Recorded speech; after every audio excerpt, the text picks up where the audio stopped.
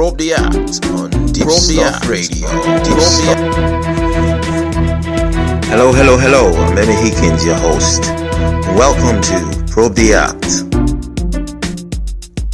a show where we get to dig into the lives of the people behind the music you hear here on Deepstuff Radio, where the artist tells us a bit more about who they really are. Ooh, that sounds scary. That's my evil laugh, by the way, in case you're guessing. Thank you and welcome to the show. Hello and welcome to Probe the Act on Deepstuff Radio. This is a very special edition of Probe the Act with Emmy Hikins on Deepstuff Radio, because we got a really special guest on the show.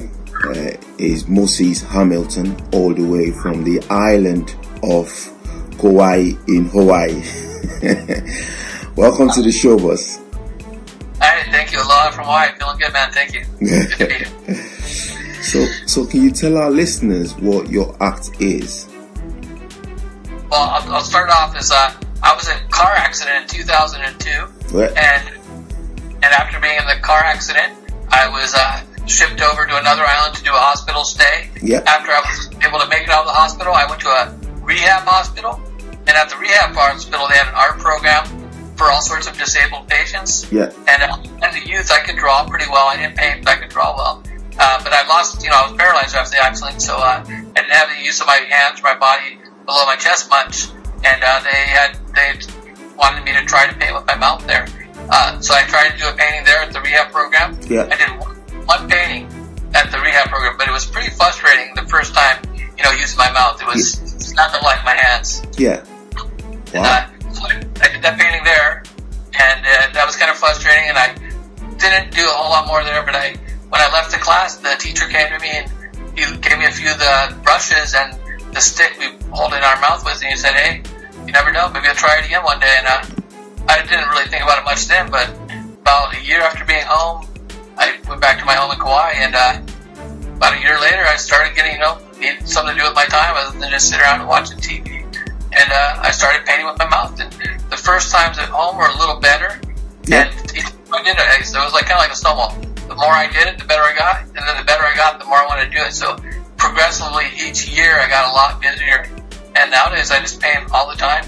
And I've seen lots of improvement. And, through my art, I might not be able to walk or move much, but through my art, I'm kind of set free to fly. It gives me a lot of release, and it's kind of like meditation. Wow. Wow. This is what I call an extraordinary achievement. Honestly, it's beautiful. Sorry to hear about your accident. How long ago was that? Sorry, I know you mentioned. That was a little over 13 years. 2000 was October 18th, 2002. So it's gone over 13 years now. Wow. It's I have so much respect for people that, despite what life throws at you, you just get up and, push and go. I have so much respect for things like that and people like that. They are my heroes. So, thank you. You're welcome. So, what were your ambitions prior to the accident? What were your ambitions when you started painting? Before the accident, I was waiting tables at a restaurant here in the island. Yeah. We have lots of tourists, so a lot of us young people worked in the tourist industry.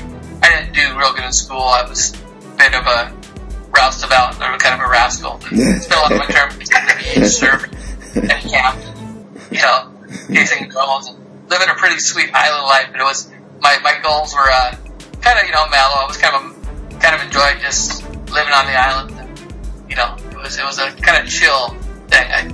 I didn't always have drive for real big aspirations in life. I was kind of just living life and enjoying the islands. Yeah.